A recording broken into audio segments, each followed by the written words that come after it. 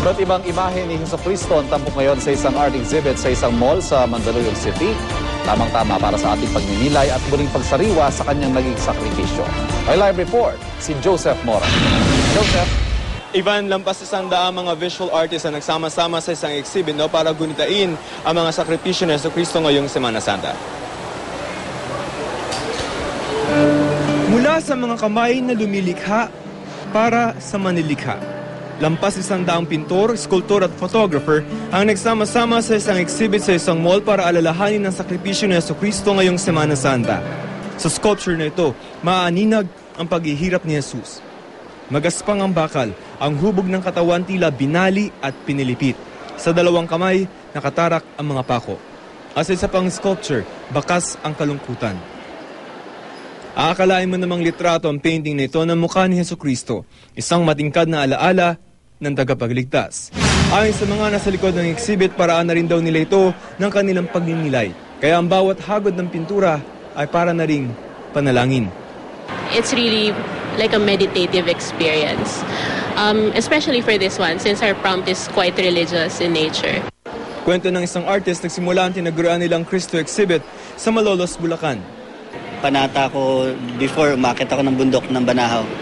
Tapos sabi ko, dahil busy na rin nagpipinta, sabi ko, ano yung pwedeng ipalit. So sabi ko, ano na lang, mag-gather ako ng mga Bulacan artist. Kumikita naman tayo bilang isang artist. Sabi ko, bakit hindi natin gawin na siya naman yung subject, si Cristo? Asa pakipag-ugnayan sa kanya ng curator na si Delon Rodillos, naisip din niya magkaroon ng ganitong exhibit sa Maynila noong 2007. I feel so blessed because after the opening, of course, there were a lot of people here. But I went back days after the opening and I feel so blessed to see a number of people walking in, coming here and viewing the artworks as if treating the whole exhibition as a form of their own reflection and meditation. Ang tema nila ngayong taon, So Be It. Isang mensahe ng pagsuko, pagpapasakop at pagpapaubaya. Tulad ng sinabi ni Jesus sa krus, Thy will be done. Ivan, hanggang April 8 yung exhibit, pero dahil sarado yung malls ng Thursday and Friday, meron silang pagkakataon sa Sabado at Linggo na makita ang exhibit na yan, Ivan. Joseph, being an artist yourself, how would you describe the experience?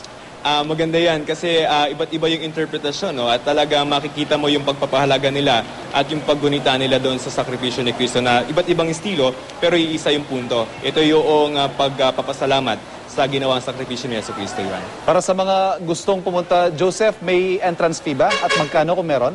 Wala namang entrance fee kasi nasa mall yan, pero yung mga artworks are for sale at very discounted price. Ivan. Maraming salamat, Joseph.